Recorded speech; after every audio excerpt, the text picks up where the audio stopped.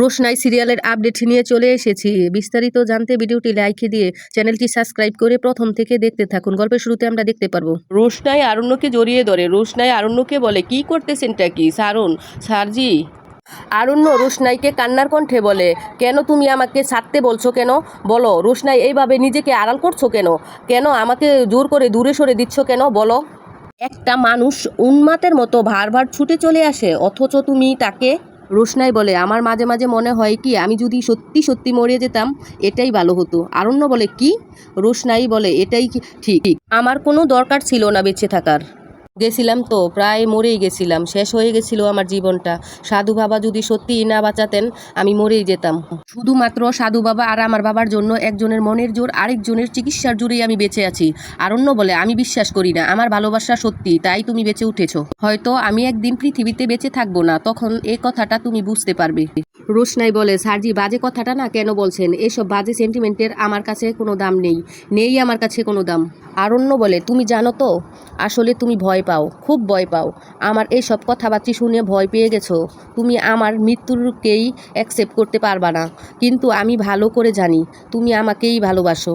রোশনাই বলে, শুধু শুধু অবান্তর কথা বলে আমার সময় নষ্ট করছেন কেন? আরণ্য বলে, রোশনাই আমি তোমার কাছে কিছুই না। রোশনাই বলে, না কিছুই না, কেউ না, আমার আপনি। আরণ্য বলে, আমি মন প্রাণে তোমার হতে চাই। রোশনাই বলে, ছাজি আপনি আমাকে পুতুল মনে করবেন না।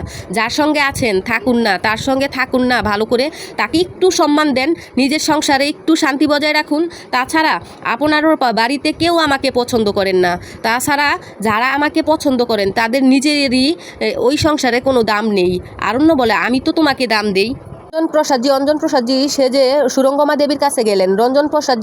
অঞ্জন প্রসাদজি সেজে গিয়ে জিজ্ঞেস করলেন যে, সুরঙ্গমা দেবী তুমি কি রঞ্জন প্রসাদজিকে ভালোবাসতে? সুরঙ্গমা দেবী বলল যে, না আমি ভালোবাসতাম না, অভিনয় না করলে তো আমি সবটা পেতাম না, আমি একমাত্র আমার মেয়েকেই ভালোবাসি। রঞ্জন প্রসাদজি জিজ্ঞেস করলেন, নীলজ্জ বাবুকে ভালোবাসেন? কয় না, তার টেটাসকে ভালোবাসেন। রঞ্জন প্রসাদজি সব কথা বের করে নিলেন সুরঙ্গমা দেবীর কাছ থেকে। অন্যর বাবা কুঠে বলে, আমি প্রথমেই মিতা মিশ্রকে ডেকে নিচ্ছি। নীলাজ্জ বাবু বলে সুরঙ্গমা দেবীকে যে, তোমার গুরুজি কোথায়? কোঠে আসলো না তো?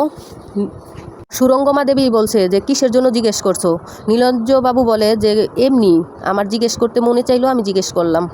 আরণ্যর বাবা মিতা মিশ্রকে বলে যে, আপনার কথাগুলো এই জায়গায় বলেন স্যারের সামনে।